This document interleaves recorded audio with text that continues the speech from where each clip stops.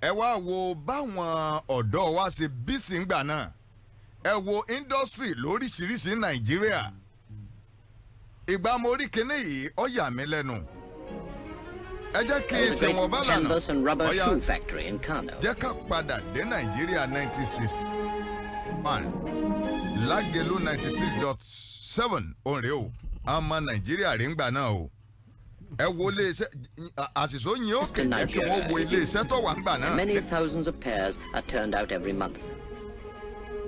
The northern region now cans her own food. A tinned meal, that product peculiar to modern civilization, is growing in popularity as the speed of life increases. The trend is worldwide, and Nigeria is no exception.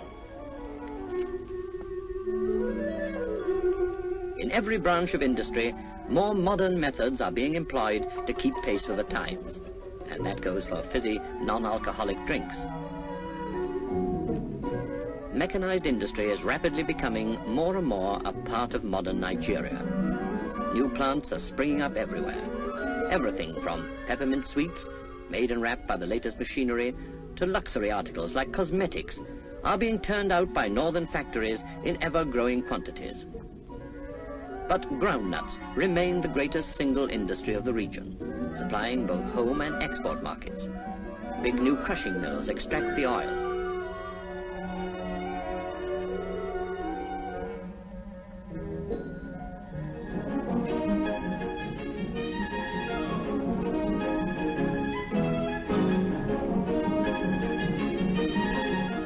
The residue is used as cattle, and most of it is exported.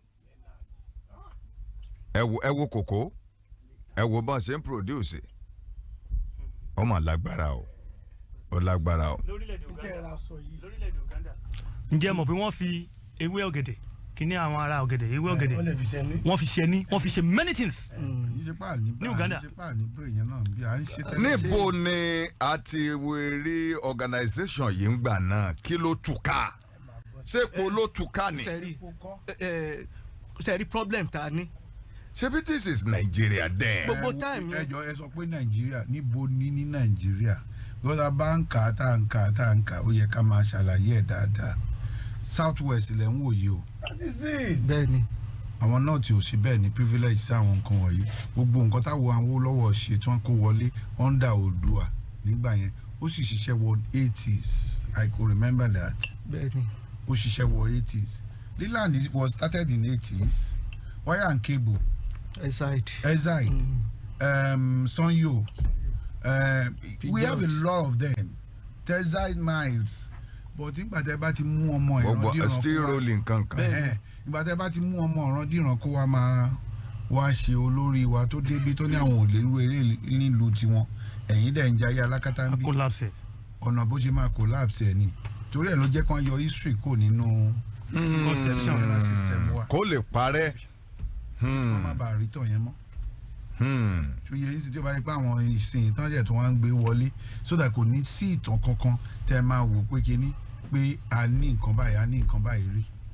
gbogbo nǹkan yẹn náà ti bastardize náà kò jẹ́ kí. ó ti di that was then. gẹ́gẹ́ bí àwọn ọ̀dàgbà láti ọ̀làgbàrà o. ṣe rí problem ta ni ẹ rí i pé tẹ́ bá wo time yẹn kí ni system of government ti gbogbo time 60 ten sọ yẹn. Tam practice ìgbà sẹ pé we are talking about parliamentary system gbogbo gbà yẹn but kí ni system of government tam practice ní ìsìn. presidential system now we are saying ala a copy US ẹ dìbò sọ ọlọ́pọ̀lọpọ̀ gbà ń bì pé federalism ṣe ẹ rí i pé mo sọ fún mi pé federalism tiwa táwọn practice bí kése bí wọ́n ṣe ń practice ẹ̀ ní ibi àti copy ẹ̀ because ọlọ́pàá New York ó yàtọ̀ ti California ó yàtọ̀ ti Texas now Texas yóò san tax because wọ́n ní crude oil níbẹ̀ wọ́n san tax wọ́n sí fún federal ní lókè now Los Angeles casino wọ́n san tax wọ́n san gbogbo ẹ̀ ẹ̀dẹ̀ rí gbogbo àwọn state yẹn ọrọ̀ ajé California state nìkan I think it was number 4 number 5 in the world California. ṣé Nàìjíríà lè padà síbi tá a rí. a lè padà that's it because wọ́n bá ṣiṣẹ́ a lè padà síbẹ̀. sẹ́rí system tí Tinubu ń try láti ṣe táwọn èèyàn ń kígbe èmi ò tí ì rí ẹ má bínú sí mi ò ń ṣọmọ Tinubu mi ò mọ̀ rí o mi ò dẹ̀ ń ṣe olóṣèlú ó fẹ́ return àwọn nǹkan wọ̀nyí díẹ̀díẹ̀ ẹ wo autonomy local government autonomy tí wọ́n ní kò possible ìjọba mélòó ló lè dáwọ́lé gbogbo àwọn ìjọba tí ó wá láti ayé Ọbásanjọ́ kò sẹ́ni kankan tó sọ̀rọ̀ tí wọ́n fi yọ local government tí wọ́n fi gbélé àwọn gómìnà lọ́wọ́ tí gómìnà wa bẹ̀rẹ̀ sí ra wọn lódò. ẹ̀ tó bá wù wọ́n ni wọ́n fi bẹ̀.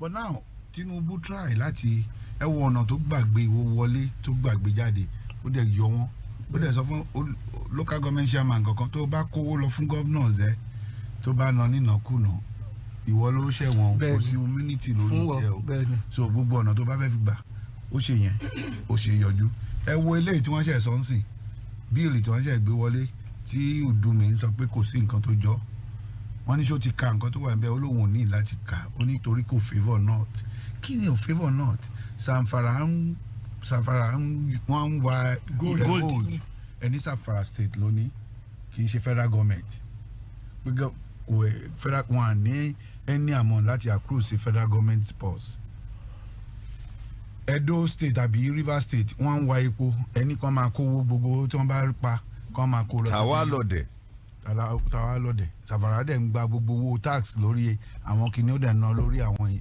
wọn àdẹ̀rí kó yọ ńbẹ̀ náà ibẹ̀ náà ti ń pààyàn jù tó yẹ yín gbogbo yẹn ní Tinubu ń try láti ṣe pé gbogbo state ẹni ok kán má pọ̀ tí ń lò yín kán má mú sìgá wá sí lò yín wá sí pé àràmù ni gbogbo kìíní yẹn now ẹ wá owó tí wọ́n bá pa níbi tí wọ́n ti ń ṣe sìgá tí wọ́n bá fẹ́ pín tí wọ́n ti ń ṣọtí owó tí wọ́n bá pa ẹ̀yin ẹ̀ tún gbàjù ń bẹ̀ ẹ̀dẹ̀ ní kán má gbé kìíní yẹn wá sí lò yín wá sí so ẹ ń jẹ owó haramu ẹ dẹ̀ fẹ́ kọ́ wá ṣe nǹkan haramu ń lu yín. hypocrisy nìyẹn. ṣé tí understand ìyẹn ni Tinubu fi sọ pé ó ló ṣe máa jẹ́ bẹ́ẹ̀ VAT tá à ń pariwo yìí wọ́n ti mọ̀ pé àwọn ló máa affect jù but tán bá jókòó tán bá rò ó dáadáa wọ́n máa rí i pé á mú state wọn develop because àwọn náà bẹ̀rẹ̀ sí ronú pé wọ́n á múra sí rìn gbogbo nǹkan tó yẹ kí wọ́n ṣe àwọn náà máa gba stars ẹ kán tó kó Èkó is number 4 in the whole Africa tó jẹ́ pé àwọn ló lówó jù Èkó is another country in a country ẹ mọ̀ iye tí Èkó ń pa Èkó is roughly 200 billion ní Èkó ń pa fún Nàìjíríà nìkan èèlò ni wọ́n ń fún Èkó padà. nínú allocation àwọn nọ́ọ̀tì náà gbà tó pọ̀ jù àwọn nọ́ọ̀tì ló ń pa ìgbà yìí tó pọ̀ jù ń bẹ̀ ẹ̀yin dẹ̀ ní ẹni resources yín bọ ẹ fẹ́ kí ó tàn káàkiri Nàìjíríà kó tàn káàkiri VAT tẹ́ ń gbà yẹn kó kàn wà lọ́ndà tí yín kẹ́yìn dẹ̀ máa jowó general other state. tàwa lọdẹ ọ̀rọ̀ yẹn ó ti wọ ibi tí gbogbo ẹ ti ó sì ń lọ lọ́wọ́ lọ́dọ̀ àwọn aṣòfin kejì wọ́n ti kà á mọ̀ pé ibi tí ọba yàrá. ẹja give kudo fún bàbá aṣíwájú ó dàbẹ̀ pé bàbá yìí àwọn nǹkan tá à ń rí yìí bàbá yìí ní ti lọ ó kàn jẹ́ pé tọ́ba ṣe pé tí nǹkan bá tẹ́ ẹ bá ṣe dáadáa lórí ètò àmọ́ àyìn tọ́ba ṣe bukọ àyìn ṣùgbọ́n fún tí bàbá yìí ṣe ẹ̀jẹ̀ give kudo fún especially refinery Port Harcourt ṣẹ̀pá rẹ̀ náà ni. à ń lọ refinery Port Harcourt tá a bá padà dé. ẹ jọ sá mo fẹ́ fi nǹkan kan kún. ok sir. epo ní UK is almost going to £2 and £1 in Nigerian conversion. It's 2,000 plus. 2,200 as at yesterday. Now tó bá fẹ́ fi almost £2 ra epo ní Nigeria, that should be around 5,000 going to 5,000 per litre. Ghana bí owó tán sọ mi ò fẹ́ máa jẹ́ ká máa gbogbo àgbáyé nìyẹn affect but àwa Nigeria I like nǹkan fà mo sorry o èmi náà like ẹ o I like nǹkan fà pé kí nǹkan cheap yìí ṣe bí ewu àmọye tá a ná lórí party ní weekend sir every weekend jẹ́ party kan lè wà despite the fact pé wọ́n lówó epo ti lọ sókè party ń ṣe party wọ́n ń ṣe party wọ́n ń fi fíríjì wọ́n ń fi gbogbo ẹ̀. ẹkọ́nọ̀mì Nàìjíríà ni ò fààyè gbà ṣé ìyá ti ń tarú ti ń tata. táwa làwa àwọn iṣẹ́ Tinubu ló bàjẹ́ ni ẹ jẹ́ n béèrè question yẹn ó wà lára àwọn tó bàjẹ́ ara wọn la fi bẹ̀rẹ̀ yìí náà ẹ wo yàyà bẹ́ẹ̀lò náà ẹ wo bílíọ̀nù. àwọn tó bá bàjẹ́ náà ni wọ́n máa pè nínú wọn kó wá túnṣe èmi ò rò pé Tinubu ní nǹkan kan tó fẹ́ gbà ní ọwọ́ Nàìjíríà ní pé kó tún Nàìjíríà ṣe lọ. ẹ jẹ́ à lọ sí ojú ọjà tá a bá padà dé lórí ọ̀rọ̀ ti rìfáínárì tó bẹ̀rẹ̀ iṣẹ́ àwò pàápàá torí pé ọjọ́ tó ti ń lọ fún tẹ̀lé àṣìṣó ojú ọjà yá lórí ọ̀rọ̀ ti rìfáínárì. ìrìn àjò hajj àti umrah ṣíṣe ẹni àfihàn yàtọ̀ sálà.